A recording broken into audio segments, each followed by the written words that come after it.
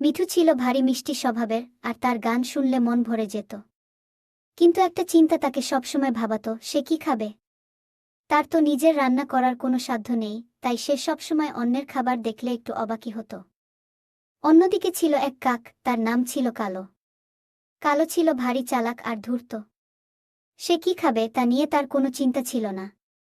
যেখানে খাবার দেখত সেখানেই হাজির। একদিন মিঠু আর কালো নদীর ধারে বসেছিল। মিঠু তখন তার প্রিয় একটা ফল খাচ্ছিল, আর কালো দূর থেকে সেটা দেখছিল। কালো বলল, এই মিঠু, তুই তো ভারী ভালো ভালো ফল খাস, কিন্তু আমি তো এসব ফল খেতে পারি না। আমি তো সব কিছুই খাই যা পাই। মিঠু একটু অবাক হয়ে বলল, সত্যি? কিন্তু আমি তো ফল ছাড়া কিছু খেতে পারি না।